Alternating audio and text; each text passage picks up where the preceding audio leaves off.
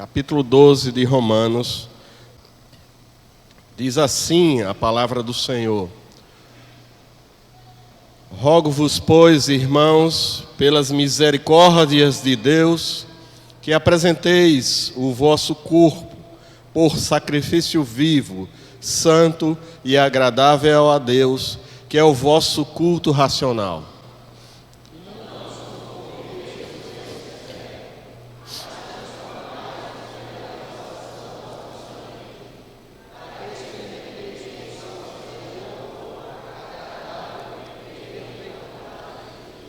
Porque, pela graça que me foi dada, digo a cada um dentre vós que não pense de si mesmo além do que convém.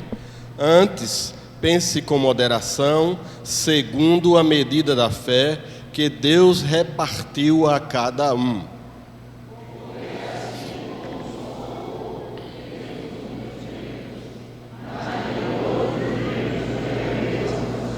Assim também nós, conquanto muitos, somos um só corpo em Cristo e membros uns dos outros.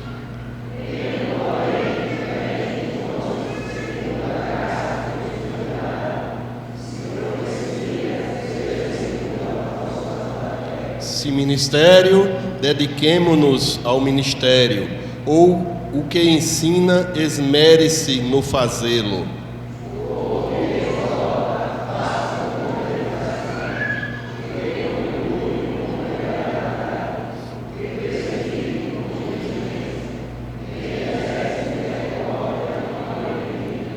O amor seja sem hipocrisia, detestai o mal, apegando-vos ao bem.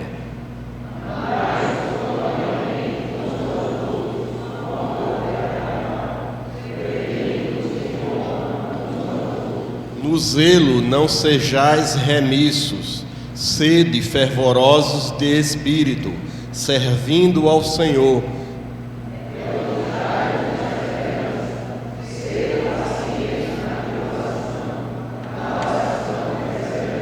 Compartilhai as necessidades dos santos, praticai a hospitalidade.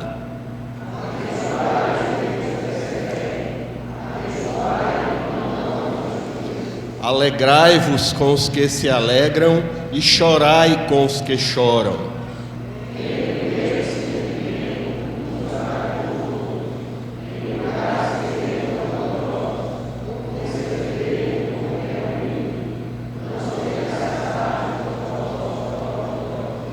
Não torneis a ninguém mal por mal, esforçai-vos por fazer o bem perante todos os homens.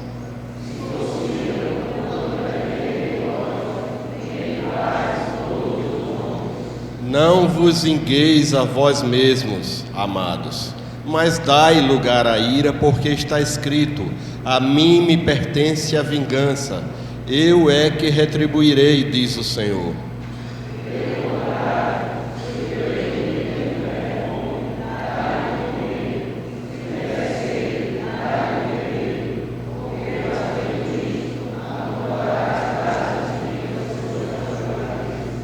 Todos juntos.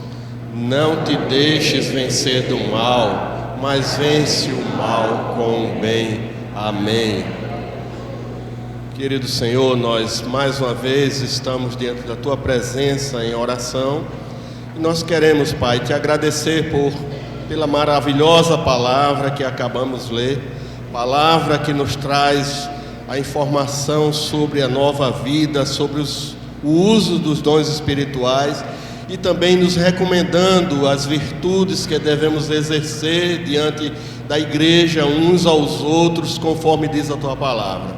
Nós adoramos o Teu nome por tão grande ensinamento e sabemos, Senhor, que precisamos usar a Tua palavra para praticá-la cada vez mais.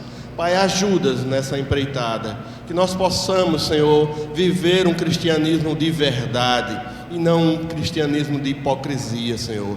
Livra-nos dessa coisa, Senhor, em nome de Jesus. Muito obrigado pela Tua palavra que mais uma vez nos adverte, Pai. Sê conosco em nome de Jesus durante o decorrer deste culto. falando mais uma vez conosco. Amém, Senhor. Amém. Vamos continuar, irmãos, adorando ao Senhor com o ministério de louvor. E todos juntos estaremos cantando louvores ao nosso Deus. Graças a Deus, igreja. Estamos aqui mais um domingo para poder louvar, adorar o nome do Senhor. Convido vocês nesse momento a cantar junto com a gente essa música de louvor a Deus, que a gente possa agradecer o nome dele nessa manhã.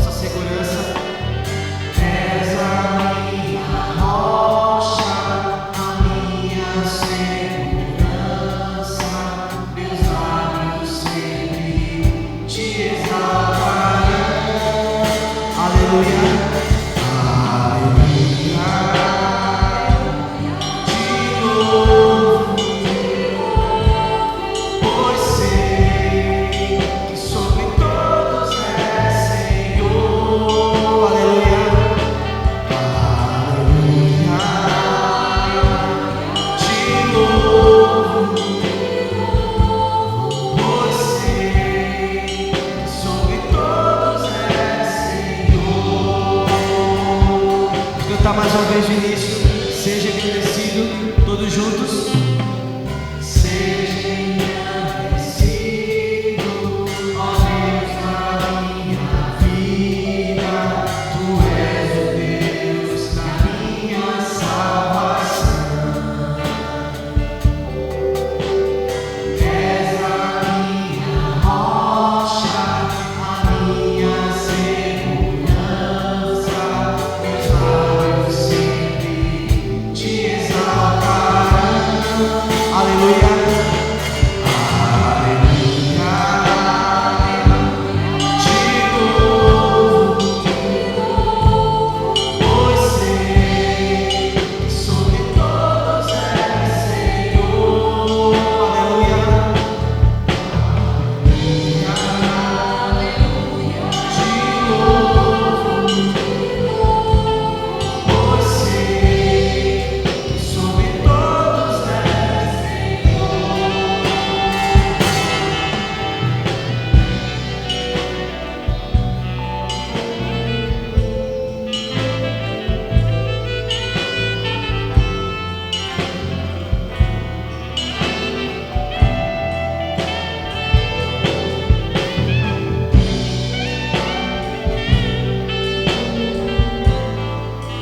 Todos juntos, aleluia.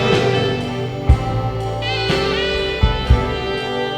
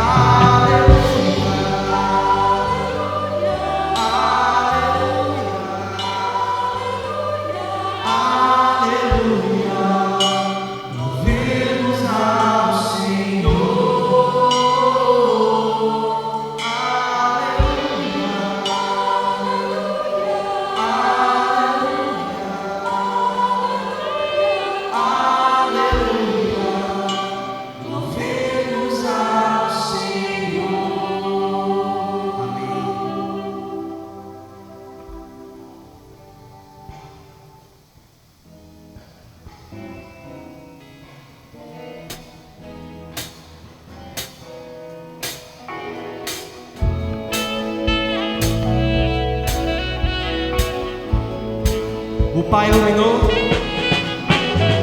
Pai iluminou os nossos corações, nos libertou através da verdade, unidos com seu amor. O Pai iluminou o nosso entendimento em sua grande e perfeita vontade. Ele fez para que o mundo reconheça que Jesus é o Senhor, para que a igreja cresça, proclamando. Meu irmão de coração, posso ver Jesus em você e no amor do nosso Pai. Unidos vamos caminhar e o mundo conhecerá que Cristo vive em nós.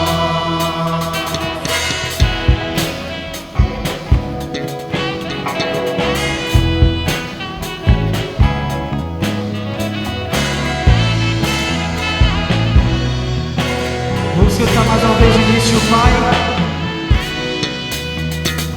O Pai iluminou os nossos corações, nos libertou através da verdade, unidos com seu amor. O Pai iluminou os nossos entendimentos em sua grande e perfeita vontade. Ele fez tudo para que o mundo reconheça que Jesus é o Senhor, para que a igreja cresça, proclamando seu amor. Meu irmão de coração, posso ver Jesus em você e no amor do nosso Pai. Unidos vamos caminhar e o mundo conhecerá que Cristo vive. Para que o mundo reconheça que Jesus é o Senhor, para que a igreja cresça, proclamando seu amor. Meu irmão de coração, posso ver Jesus em você e no amor do nosso Pai.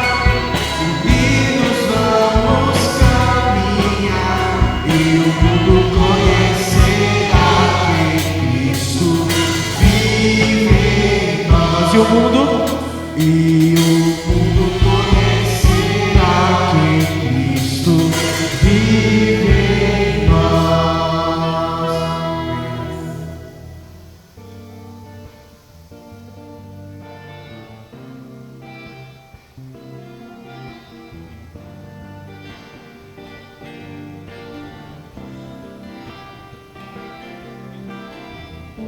Louvemos ao Senhor, louvemos ao Senhor, adoremos do seu santo monte, nosso amado Pai, seu nome é santo. Louvemos a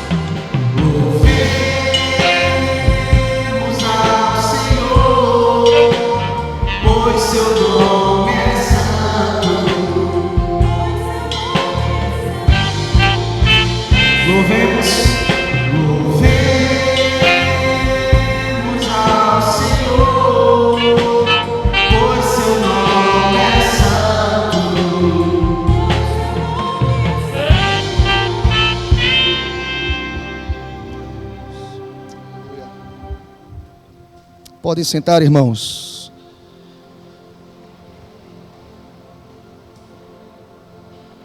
Que a graça consoladora do Senhor continue sendo derramada neste lugar, em nome de Jesus.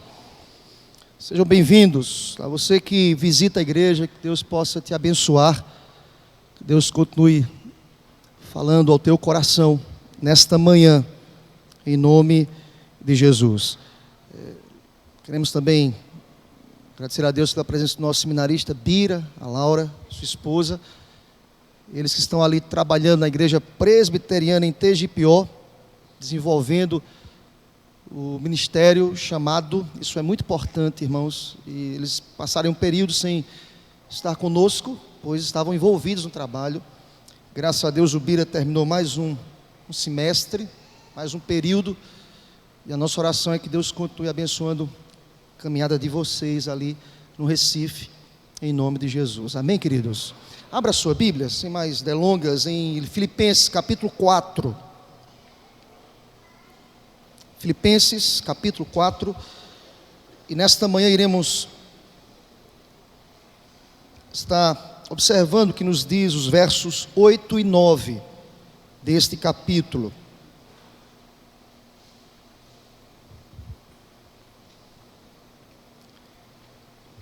Nos diz a palavra: finalmente, irmãos, tudo que é verdadeiro, tudo que é respeitável, tudo que é justo, tudo que é puro, tudo o que é amável, tudo o que é de boa fama, se alguma virtude há e se algum louvor existe, seja isso o que ocupe o vosso pensamento.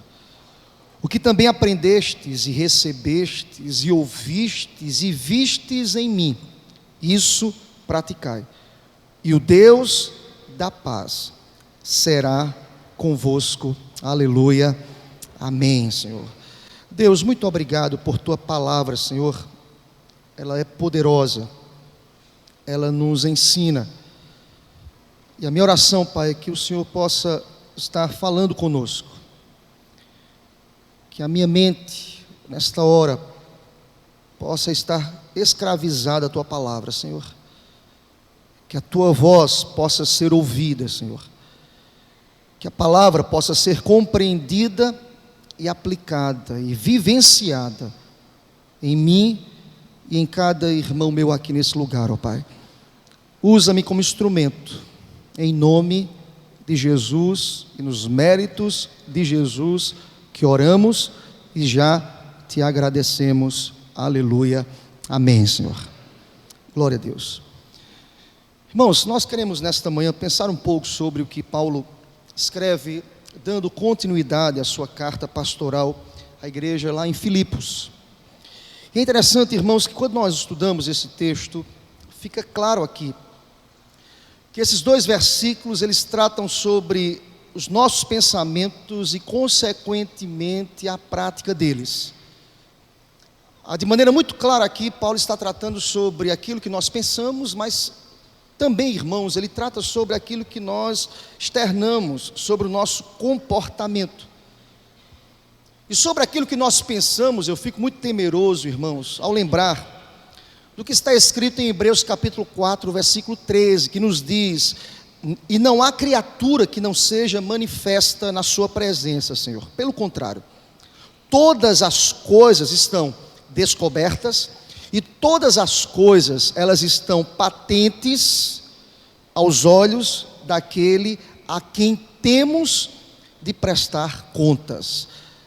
Este é um texto daquele que nós pensamos, refletimos, que texto duro esse. Todas as coisas estão patentes, estão descortinadas. Deus olha para o âmago da nossa alma, Deus nos conhece por dentro. Nós podemos ludibriar o próximo, nós podemos ludibriar a liderança da igreja, a liderança pode ludibriar os fiéis. Há uma relação aí que pode ser estabelecida de infidelidades. Mas diante de Deus, aquele que todas as coisas estão patentes, descortinadas, o homem não consegue se desvencilhar. Isso me faz lembrar a oração de Davi, quando mesmo disse lá no Salmo 139, versículos 23 e 24, sonda-me, Senhor, e conhece o meu coração. Prova-me e conhece os meus pensamentos. Olha o que Davi vai dizer: vê se há em mim algum caminho mau e guia-me pelo caminho eterno. Sonda-me, Senhor. A palavra sondar aqui no original traz a ideia de separar as escórias, de mergulhar na alma do ser humano. Só Deus pode fazer isso com a gente. Nenhum ser humano, por mais apto, por mais perito que ele seja no comportamento humano, ele consegue vislumbrar o que se passa na alma do ser humano. Só Deus. Nenhum cônjuge que convive há tantos anos, caminha, que tem uma caminhada estabelecida de construção, não consegue mergulhar na alma. Um cônjuge pode se desvencilhar do outro, o cônjuge pode esconder coisas mais profundas na alma, na mente, mas Davi pede àquele que conhece o coração e a mente do homem, dizendo: Deus, sonda-me e vê os meus pensamentos, ó Pai. Deus conhece o nosso coração, Deus conhece as nossas mentes. E é interessante que a palavra irá nos mostrar sempre essa relação clara que Deus estabelece com o ser humano, de olhar para a alma deste ser humano.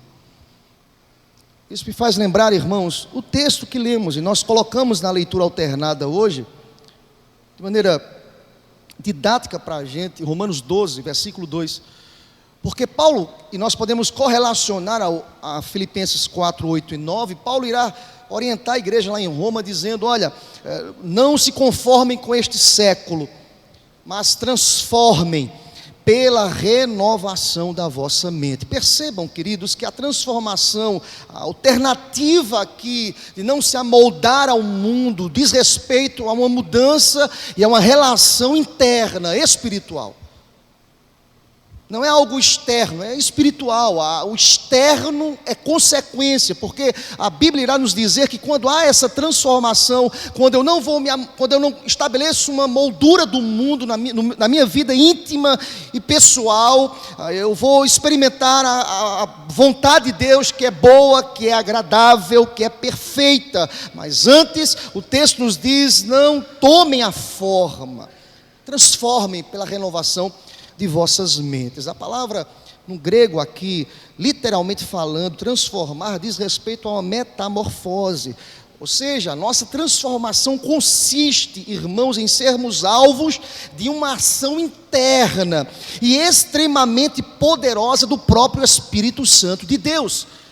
E aí, irmãos, é algo que o Espírito estabelece as nossas vidas, é uma transformação, uma metamorfose que acontece na nossa alma, na nossa mente, e aquilo que nós externamos é fruto da nossa relação espiritual interna com o Senhor. Essa transformação passa, sem sombra de dúvidas, pela renovação da nossa mente. A palavra renovação, no grego, diz respeito a tornar novo, a mudar para melhor, a renovar, a ser totalmente transformado. E graças a Deus que isso já aconteceu conosco, glória a Deus por isso. Deus nos trouxe algo novo, as coisas velhas passaram, eis que tudo foi estabelecido nas nossas vidas. É fato, irmãos, continuaremos pecando, errando, o nosso coração é inclinado para a carne, a nossa mente puxa a nossa carne a tomar atitudes que não honram o nome do Senhor, mas é fato, nós somos santos, e glória a Deus por isso, pelos méritos de Jesus, pela graça do Senhor, pela escolha livre de Deus, pela soberania do Senhor, nós somos santos, e essa renovação de mente já aconteceu nas nossas vidas. Hoje eu posso dizer, eu sou uma nova criatura, e glória a Deus por isso. Você é nova criatura, querido. Lembrem-se, eu estou correlacionando ao texto de Filipenses, porque Paulo vai dizer que a transformação começa por dentro, na mente, irmãos. É um processo de santificação. Os irmãos sabem que é progressivo esse processo, que é um processo ininterrupto, que traz prazer interior, que traz propósitos aos nossos pensamentos, que traz um norte para as nossas vidas. E aí eu posso aplicar uma série de coisas aqui. Por exemplo, uma mente renovada e restaurada, ela sente necessidade e prazer, irmãos, de ir aos cultos, por exemplo. Alegrei-me quando me disseram, vamos à casa do Senhor. Tem prazer neste ajuntamento. Uma mente renovada tem prazer nessa relação espiritual. Uma mente renovada tem prazer em orar, tem prazer em ler a palavra. Sabe exatamente que todas as vezes, quando nós fitamos os nossos olhos nesse texto, ele é sagrado. Deus está falando conosco, e glória a Deus por isso. É uma mente renovada. E Paulo, que de maneira muito abençoada, ele diz, olha, em que pensar, e seja isso que ocupe o vosso pensamento. A palavra pensamento aqui diz respeito a uma reflexão mental, que afeta a nossa conduta comportamental, irmãos, que afeta o nosso comportamento. As pessoas, elas não conseguem entender que se eu não externo frutos que glorificam o nome do Senhor Deus, essa vida tem que reconsiderar a sua vida espiritual. Não é desassociado, irmãos. Não tem como dizer, olha, eu sou espiritual e não se comporta como tal. E aqui eu não quero fazer uma apologia para afirmar que nós não pecamos, que nós não erramos. Pelo contrário, nós somos carnais, nós erramos. O cair é do homem, mas o levantar é de Deus. Eu recorro à graça sempre, eu peço perdão. E aí todos os dias eu preciso estabelecer essa relação de perdão com Deus. Fica claro para a gente que, como diz a palavra de Deus, assim como imagina ser a sua alma, assim ela é.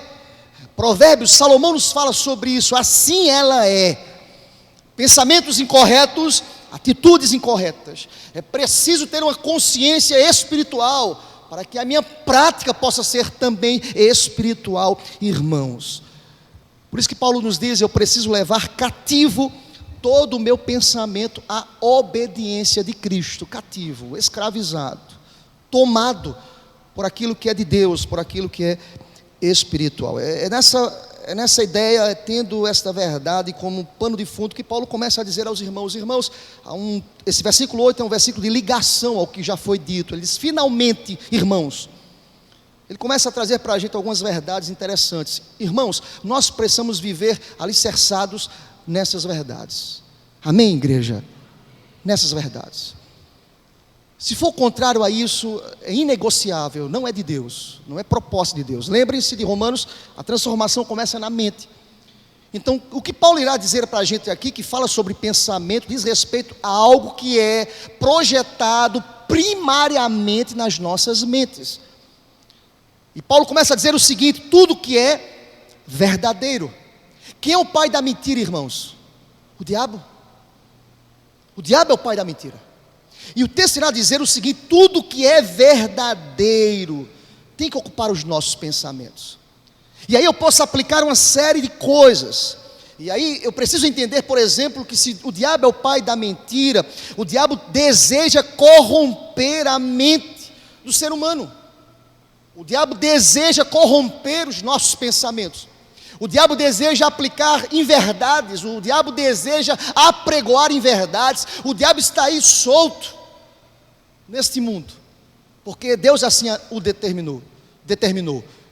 Lançou ele na terra, ele está solto. Ele é o pai, o príncipe das trevas, o pai deste mundo. O mundo jaz do maligno, mas sobre ele e no controle de todas as coisas está aquele que está sentado no trono. Glória a Deus por isso. O diabo é o pai da mentira. E Paulo vai dizer a essa igreja: queridos, tudo que é verdadeiro, tudo que é verdadeiro. Lembram o que aconteceu com Eva lá no jardim? Que primeiramente foi tentado, depois cedeu e ofereceu ao seu marido.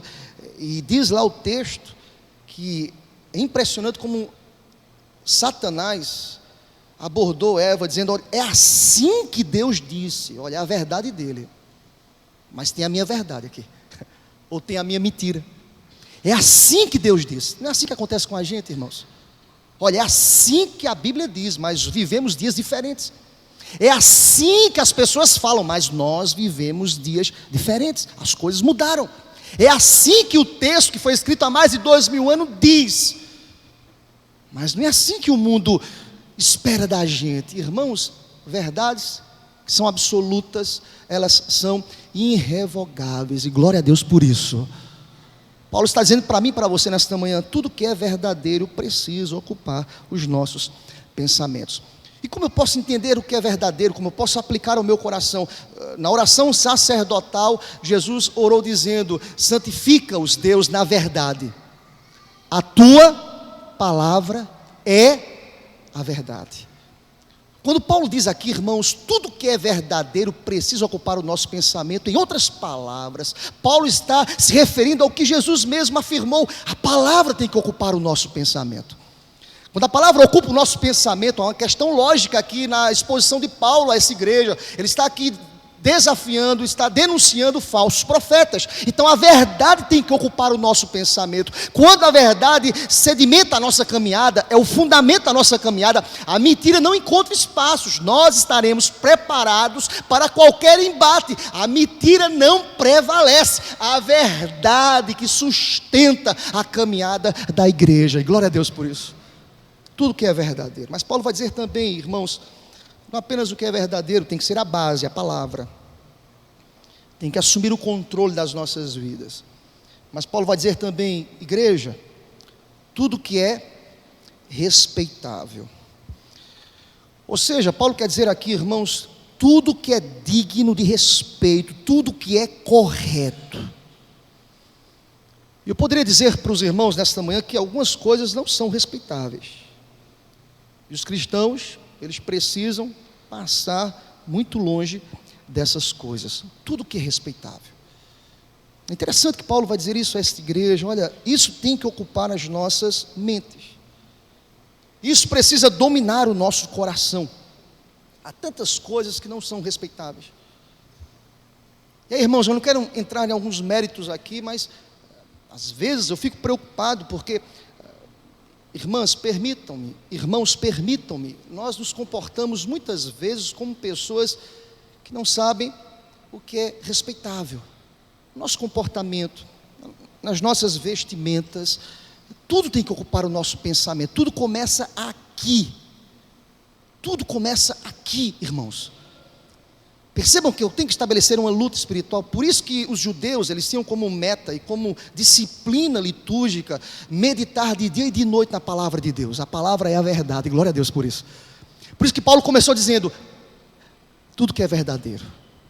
Ele vai dizer, tudo que é respeitável. Era prática, e é prática do judeu, ler uma porção da palavra e meditar nela de manhã e de noite. De manhã e de noite. Ou seja, a palavra vai ocupando nosso pensamento. Então, eu vou externar comportamentos respeitáveis. Eu terei um comportamento respeitável, digno, comportamento correto. E aí eu posso aplicar uma série de coisas. Quem é crente não pode ser um mau pagador, por exemplo. Quem é crente tem que dar testemunho no mundo. Quem é crente tem que ser visto como exemplo. Quem é crente tem que ter um comportamento abençoado e que honre o nome do Senhor Deus. Quem é crente já foi transformado pela presença poderosa e transformadora do Espírito Santo de Deus. Quem é crente tem que ser um melhor marido. Quem é crente tem que ser uma melhor esposa. Quem é crente tem que ser um ótimo filho. Quem é crente tem que estabelecer um comportamento que honre o nome do Senhor. E Paulo vai dizer, queridos, aí, o mundo precisa olhar para a igreja dizendo, é uma pessoa respeitável. Uma das frases mais tristes para mim ultimamente é quando eu encontro um crente dizendo, pelas razões que ele passou e experimentou, eu não faço negócio com crente. Gente, misericórdia, gente. Eu fico envergonhado. Eu faço com todo mundo. Agora, colocou crente aqui, meu irmão, bota não. Eu não sei porque crente vê irmão como irmão, isso aí fica faltando, não cumpre. Eu não faço negócio com crente. Irmãos, isso está errado. Pelo contrário, a verdade que precisa dominar a nossa sociedade é a seguinte: olha, eu não o conheço, mas ele é crente. Ele é uma pessoa respeitável. Amém, queridos? Permitam-me, eu lembro quando eu cheguei em Arapiraca, em 2003, eu já contei isso aqui. Arapiraca, em 2003, irmãos, não tinha shopping. Não porque eu vivo no shopping, mas não tinha muito lazer. E a primeira coisa que eu fiz, eu fui orientado por alguns irmãos da igreja, pastor, faça uma ficha na locadora VHS, a gente tinha VHS ou em CDs. Na locadora, não lembro o nome dela agora, a melhor da cidade, tem muitos filmes, final de semana, um sábado, com a família, é um lazer. Eu fui fazer minha ficha. E ao chegar na locadora, eu disse, por favor, fiz todo aquele processo, ele disse, sua profissão. Eu digo, olha, eu sou pastor da igreja, todo orgulhoso, tá, gente? Primeiro campo, empolgado, igreja presbiteriana do Brasil, aqui em Arapiraca. Eita, pastor, eu preciso de dois números para trazer referência para o senhor aqui. Vocês estão rindo porque não foi com vocês. Eu disse, rapaz, sério, meu semblante caiu, gente. Eu disse, rapaz, você entendeu, eu sou pastor da igreja. Eu fui contar a história da igreja para ele. Igreja séria, tudo, igreja reformada, gente, não é qualquer igreja, uma igreja comprometida com a palavra. Ele disse, pastor, é o seguinte, eu tive um problema com um pastor. Aí ele bota na vala comum, né, gente? E até hoje ele está me devendo aqui. Então eu preciso de 2 referências para que eu possa ligar e confirmar realmente se o senhor mora em tal endereço, tudo. Gente, isso é uma vergonha. Meu sentimento, eu saí daquela locadora, eu fui embora. Deu vontade de passar uma semana chorando, dizendo, Jesus, sangue de Cristo tem poder. Paulo vai dizer, igreja, o que é respeitável precisa tomar o nosso pensamento. Porque o meu comportamento é fruto daquilo que acontece no meu interior. E ele vai dizer mais. Tudo que é justo, olha para o texto, irmão.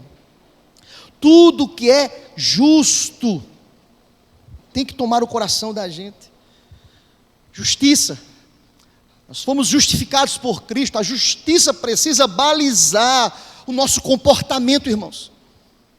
É fácil estabelecer a justiça de maneira límpida, correta? Não. É fruto de uma experiência com Deus. Não é fácil. Só Deus na vida da gente. Às vezes nós somos injustos nos nossos julgamentos, nos nossos preconceitos, nas nossas afirmações, nas nossas ações e reações. Nós somos injustos. Se Deus não tomar o nosso pensamento, se Deus não moldar o nosso coração, se Deus não renovar as nossas vidas, com toda certeza nós teremos comportamentos que não irão honrar o nome do Senhor. Tudo que é justo precisa ocupar o coração da gente. A grande verdade, irmãos, é que às vezes a nossa justiça está tão manchada pelo nosso pecado que, ao promover a justiça, de fato nós somos injustos. Às vezes acontece isso com a gente. Vou dar um exemplo para vocês, bem prático. É alguém que peca, e o pecado foi público, e a pessoa se reconcilia com Deus, e nos diz a palavra: se confessarmos os nossos pecados, Deus é fiel e justo para nos purificar e nos perdoar de toda e de qualquer injustiça. Então, exemplo, a pessoa peca lá e Deus perdoa. Mas às vezes nos nossos comportamentos nós somos preconceituosos, nós não perdoamos e nós queremos estabelecer uma justiça que na prática é injusta, porque o que move o coração do homem, e nós só estamos aqui porque a graça, que é favor imerecido, nos alcançou. Glória a Deus. Ninguém merece perdão. De fato, ninguém merece perdão aqui.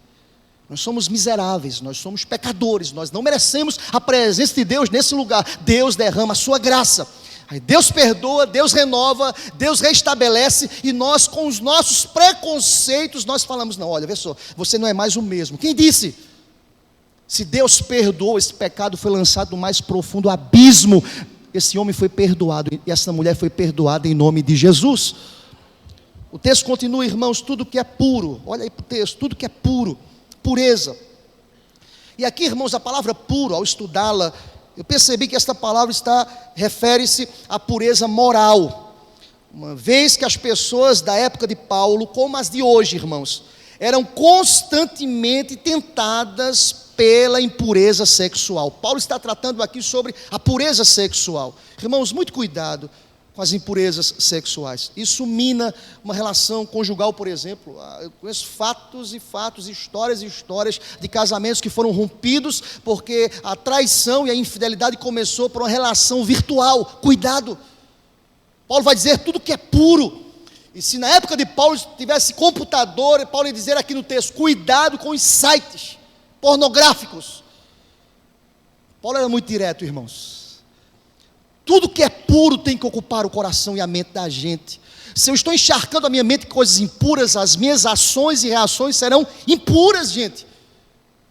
Se você pensar o dia todo sobre palavras, sobre louvor, sobre Deus, ocupa a tua mente com as coisas espirituais, o nosso comportamento será espiritual, será puro aos olhos do Senhor. Se são puros aos olhos do Senhor, por certo, serão puros aos olhos dos homens. E glória a Deus por isso. Palavra de Deus para a gente: tudo que é puro precisa ocupar o nosso comportamento moral. Mas caminhe comigo, querido. Paulo vai dizer também tudo que é amável. A palavra amável aqui diz respeito àquilo que é belo. A palavra amável diz respeito àquilo que é belo. Tudo que é amável precisa ocupar o coração da gente. Nós vemos no contexto nordestino, alagoano. Não, mas o homem é duro. Não, queridos. A ideia de amável aqui está fundamentado em 1 Coríntios 13. Se não tiver amor, de nada adianta, irmão. Eu posso repreender você como irmão em Cristo, como pastor, com amor ou sem amor. Você pode me procurar com amor ou sem amor. A relação, o que determina essa relação amável é aquilo que está no nosso interior, é o amor de Deus que toma o coração da gente. É diferente. Uma pessoa amável não é uma pessoa melosa. Pode ser melosa, depende do temperamento. Você pode ser uma pessoa dura, mas amável. O que Paulo quer dizer aí, quer afirmar para a gente, para essa igreja e para a gente nesta manhã, é que o amor de Deus precisa tomar a mente da gente. E se você ler em casa depois, 1 Coríntios 13, ele vai trazer aqui uma relação de coisas que eu podia fazer. Ele usa aqui um hipérbole, um exagero na fala, para dizer: ainda que eu venda todos os meus bens, ainda que eu me lance para ser queimado vivo, ainda que eu faça uma série de coisas, no seio da igreja ou fora dela, se eu não tiver amor, isso de nada vale, irmãos. Então, em nome de Jesus, a minha oração é que Deus derrame sobre as nossas vidas amor, aquilo que é belo. E a expressão belo aqui da palavra amável é aquilo que pode ser contemplado. Olha aqui para mim, irmãos. Quando nós estamos com raiva, coração de ira, pastor, crente fica com ira, irai-vos e não pequeis. Fica, meu. De vez em quando a gente fica com ira, né? Irai-vos, mas não peque não, irmão. Fique só na ira. E diga, Deus, me segura em nome de Jesus. 1, 2, 3, 4, 5, 6, 7, 8, 9, 10. Tem gente que tem que contar até 100. Conta, irmão, em nome de Jesus. Irai-vos. Um homem irado é bonito de ser contemplado, irmãos. Uma mulher irada é bonita de ser contemplada. A palavra amável é aquilo que é belo, aquilo que pode ser contemplado. Irmãos, quando nós estamos nervosos, eu não quero que ninguém me contemple. Você fica irado. Mas Paulo vai dizer, aquilo que é amável, que deve ser contemplado, que é belo, tem que tomar o pensamento da gente em nome de Jesus. Amém, igreja? O texto continua, e aí, irmãos, ele fecha aqui essa ideia. Porque a lógica do texto, irmãos, é que ele vai falar, olha, tudo que é verdadeiro, tudo que é respeitável, tudo que é justo, tudo que é puro, tudo que é amável. Qual é o reflexo disso? Olha o texto. Tudo o que é de boa fama. Irmãos, é interessante como Paulo usa essa expressão de boa fama. Boa fama aqui refere-se ao que é digno de ser comentado. Às vezes nós usamos a nossa língua para fofoca. E Deus não está nesse negócio. Mas Paulo vai dizer, olha, aquilo que deve ser digno de ser comentado, de boa fama, tem que ser comentado, exposto, pregado, ensinado. E Paulo vai dizer, olha, o que é de boa fama, o que é digno de ser comentado, precisa encher as nossas mentes. O cristão deve encher a mente com pensamentos nobres e elevados. Eu fico pensando, irmãos, qual é a fama que eu estou deixando neste mundo? Será que quando eu partir deste mundo, será que as pessoas vão dizer, olha, ali morreu um homem de Deus? Porque alguém já disse que quando as pessoas morrem, todo mundo fica bonzinho, né, gente? Mas será que de fato, se nós partirmos hoje, as pessoas irão comentar, digno de ser comentado, partiu uma mulher de Deus, partiu um homem de Deus. Paulo vai dizer a essa igreja, olha, nós precisamos sedimentar o evangelho, e a nossa fama, é o nosso comportamento, é a nossa vida. Lembram da história da locadora? Aquele homem que se dizia pastor, tinha uma má fama. Quantos crentes que dão mau testemunhos? Terrível, gente. Isso me incomoda, vocês imaginam? Impressionante. Alguém já disse que as redes sociais, elas chegaram para escancarar aquilo que estava no oculto, aquilo que as pessoas faziam nos bastidores. É impressionante como a igreja dá mau testemunho. E quando eu falo igreja, eu não estou me referindo apenas a gente aqui, a igreja espalhada, mau testemunho. Nós precisamos entender que a fama que precisamos promover é a fama que honre o nome do Senhor, que glorifique o nome do Senhor Deus, que as pessoas se sintam atraídas pelo nosso comportamento, pela nossa conduta, pela nossa fala, pelas nossas ações e reações. A igreja primitiva contava com a simpatia dos que estavam lá fora.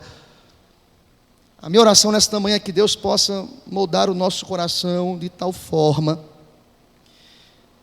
que a nossa fama possa percorrer, não apenas os bancos deste templo, mas as ruas do nosso bairro, mas as entradas de cada rua aqui de Maceió, a começar do nosso lar, da nossa família, em nome de Jesus. Tudo que é de boa fama precisa ocupar, mas veja, gente, não pode ocupar para a nossa glória. Olha o que Paulo vai dizer aí, olha rapidamente aí o que diz o final do verso 8. Olha, as pessoas falaram, você é um homem de Deus, você é uma mulher de Deus. Olha o que Paulo vai dizer, se alguma virtude há, se algum elogio, se algum louvor existe, seja isso o que ocupe o vosso pensamento. Por que Paulo vai usar essa expressão? Seja isso que ocupe o vosso pensamento. Irmãos, quando nós estamos movidos pelo Espírito nos nossos pensamentos, lembra de Romanos capítulo 12? Renovação da nossa mente, através da ação do Espírito, automaticamente, mentalmente, nós iremos glorificar a Deus. Amém, queridos? Há um reconhecimento que foi Deus que promoveu isso. Quando alguém lhe elogia, dizendo, meu irmão, você é uma bênção, você faz, glória a Deus por isso. Você tem consciência de que foi Deus que promoveu esta transformação. Você reconhece, você enaltece o nome do Senhor Deus, você diz, Deus, muito obrigado, Deus, é a tua graça, Deus, não é em mim mérito algum, a graça de Deus nos alcançou. Nós estudamos ontem, irmãos, no culto preparatório da equipe do Acampege, aqui da igreja, Efésios 2, versículo 8, pela graça sois salvos, e isso não vem de vós, é dom de Deus, para que ninguém se glorie. Quem foi alcançado pelo dom de Deus, pela graça de Deus, quem é abastecido pelo cuidado de Deus todos os dias, por certo, irmão, não irá bater no peito, eu sou bom, eu sou espiritual, eu fiz coisas boas, pelo contrário, ele se queda, ele se prostra, ele reconhece a ti, Senhor Deus, a honra. Salmo 115, não a nós, mas ao Senhor toda glória, aleluia, ao Senhor toda glória. Isso é em tudo, irmãos, é no seu trabalho, quando alguém diz assim, olha, cara, você é bom, não se envergonhe, diga assim, glórias a Deus. Eu lembro muito de uma história, para a gente caminhar para o final aqui, irmãos. Charles Spurgeon, que é o príncipe intitulado como príncipe dos pregadores, ele diz que todas as vezes que alguém lhe elogiava, dizendo, você pregou muito bem, pastor, ele dizia, arreda de mim, Satanás, glória a Deus por todas as coisas. Desde que eu escutei essa verdade, irmãos, eu tenho dito constantemente, irmãos, nós não podemos trazer os méritos para a gente, jamais, a glória de Deus. Mas preste atenção, eu preciso reconhecer isso, não apenas em fala, eu preciso reconhecer isso no pensamento. Porque Deus conhece o coração da gente. Eu preciso reconhecer todos os dias, e aí Paulo vai fechar, aplicando isso no verso 9, para a gente terminar aqui esta palavra, nesta manhã, irmãos. Lembrem-se, eu disse no início que o texto nos fala, os 2 versículos nos falam sobre pensamento e comportamento. As duas coisas estão atreladas, estão ligadas. E vamos ler o que Paulo vai dizer como conclusão do que ele falou. Olha, começa no pensamento, mas presta atenção como é prático isso, como nós externamos isso. Toda igreja, verso 9, o que também aprendestes,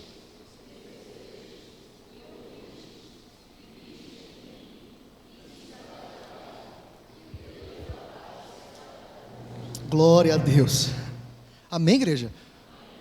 É interessante que Paulo não vai terceirizar o seu comportamento. Ele vai dizer, olha, eu trouxe teorias para vocês, eu trouxe doutrina. Ele vai dizer, o que aprendestes, isso é doutrina, isso é catequese, isso é o ensino, gente. Louvamos a Deus porque a igreja presbiteriana do Brasil é uma igreja que tem ensino, tem palavra.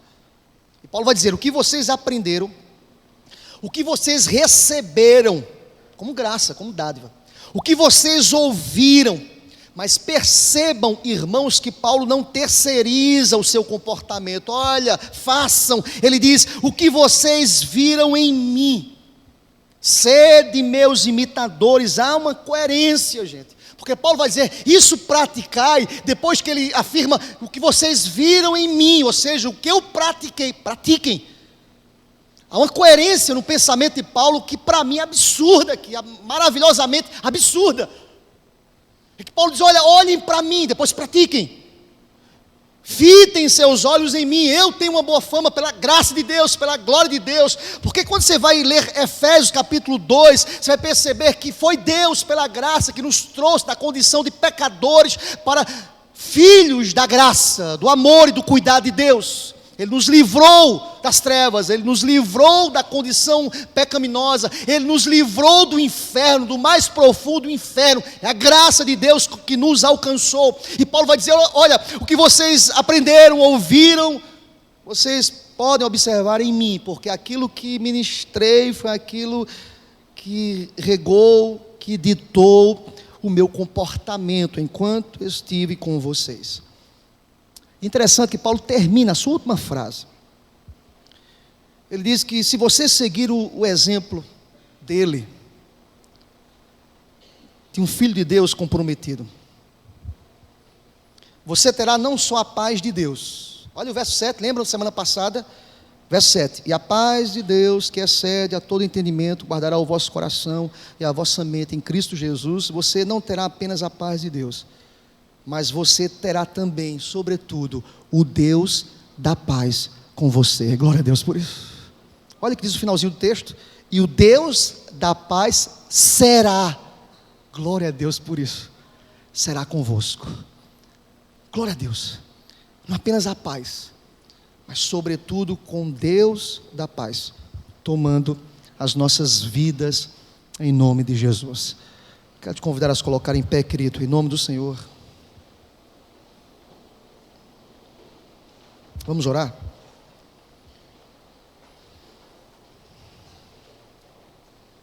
Santo Deus, muito obrigado, Pai, por tua preciosa palavra. Tua palavra, ela é rica em verdades. E a tua palavra precisa ocupar os nossos pensamentos, ó Pai. Paulo começa ensinando a essa igreja dizendo que aquilo que é verdadeiro precisa essencialmente tomar o nosso pensamento. Deus, que eu possa meditar na lei de dia e de noite. Como nos diz as Escrituras, guardo no meu coração a tua palavra para não pecar contra ti, Senhor. Ó Deus, em nome de Jesus, a começar em mim, que eu possa guardar essa palavra, que eu possa amar as Escrituras, que eu possa voltar os meus olhos constantemente, todos os dias, a tua palavra, Deus. Porque, Senhor Deus, quando a minha mente estiver tomada pela tua palavra, Senhor, eu terei pensamentos justos, puros, honráveis, nobres, louváveis. Quando a tua palavra tomar o coração e a mente da gente, a fama e o testemunho que irá correr nos quatro cantos é de que ali existe um povo que é de Deus. Glória a Deus por isso. Um povo que se ama, um povo que busca uma vida correta aos pés do Senhor Deus, um povo que dá testemunho, um povo que é fiel, um povo que honra o nome do Senhor em todas as coisas. Deus, em nome do Senhor Jesus, te pedimos que a tua palavra possa tomar os nossos pensamentos, ó Pai. Aquilo que nós ouvimos nesta manhã e aprendemos, possamos colocar em prática, para que o Senhor da paz possa tomar as nossas vidas de maneira poderosa e soberana, em nome de Jesus. Amém, Senhor. Recebam a bênção, queridos, e que a graça, que a paz do Senhor e Salvador Jesus Cristo, que o amor de Deus, o nosso bondoso e eterno Pai, que a comunhão, que as consolações do divino Espírito Santo recaiam, Senhor, sobre todos nós, ó Pai, desde agora e para todos sempre. Aleluia. Amém. Amém. Podem sentar, irmãos. Dois avisos antes de passar a palavra para o Felipe. Dois avisos. O primeiro deles, irmãos, é que, aliás, são três, seriam dois, mas adiantando ali, já que o Gerson me lembrou, acampamento dos homens, irmãos, varões. Nós estaremos no mês de novembro, no acampamento, terceiro acampamento dos homens. Quem deseja participar ou pegar informações sobre o acampamento dos homens, nos procurem. A mim, o pastor Célio, ou procure o Gerson. Faça a sua inscrição, divida a sua inscrição para facilitar o pagamento. Tá ok, queridos? Será uma bênção. Nós ainda não fechamos o preletor, estamos aí buscando, Deus possa dar sabedoria para que possamos confirmar aí o preletor do acampamento dos homens. Avisamos também que no próximo final de semana nós estaremos realizando mais um acampamento para jovens e adolescentes, a Campege 2019, a partir da sexta-feira. Excepcionalmente, nós não teremos o encerramento aqui no templo, irmãos, porque o feriado será o feriado dia 24 de junho, na segunda-feira. Então, excepcionalmente, o encerramento acontecerá no acampamento mesmo, no culto da manhã da segunda-feira. Mas os cultos acontecerão aqui normalmente. Culto do matinal um sábado às 6 horas, o culto matinal também, às 9 horas da manhã do domingo, e o culto das 18 horas. Normalmente a igreja estará aqui reunida, orando, intercedendo pelo nosso acampege. Estaremos ali com os jovens e adolescentes, no acampamento que tem por título Maravilhosa Graça. O preletor será o missionário Hércules, que é membro da igreja presbiteriana de Boa Viagem, ministro de louvor daquela igreja, missionário do Palavra da Vida, homem de Deus. Nós temos boas referências, lembra da fama? Boas referências acerca do Hércules, e eu creio, queridos, que será um tempo muito abençoado. Pastor, eu tenho uma pessoa para convidar, estou em dúvida, hoje é o último dia, tá certo? Até o culto da noite, procura a Rafa Santana, efetue o seu pagamento e seja abençoado pela palavra, pela ministração da palavra, em nome de Jesus, amém, queridos? Lembramos a igreja que nós estamos nesse mês de junho, no mês de consagração. E tem sido muito bom, irmãos. Quarta-feira eu fiquei até surpreso, dia dos namorados, no início do culto. Será que a igreja vem? Será que os namorados não estão namorando? Mas, irmãos, foi uma bênção. A igreja atendeu o convite, a igreja atendeu o chamado. Eu quero renovar o chamado aqui para a gente, tá certo? Próxima quarta, estaremos aqui às 20 horas. Quero convocar toda a igreja, e nesta oportunidade, e neste culto, estaremos intercedendo pelos jovens que irão trabalhar no acampege. Então nós convocamos também os jovens, teremos aqui uma quarta muito abençoada, e creia, querido, convoque sua família, e Deus há de te abençoar e falar contigo, em nome de Jesus. Meus irmãos, um domingo muito abençoado para vocês, em nome de Jesus.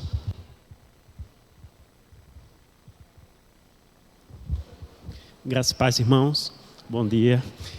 2 avisos rápidos. Primeiro, as classes que estavam deslocadas vão voltar para os seus locais, tá certo? A classe Estevão volta para lá, o ar-condicionado está consertado, graças a Deus. E, por conseguinte, a de discipulado também volta para o seu lugar.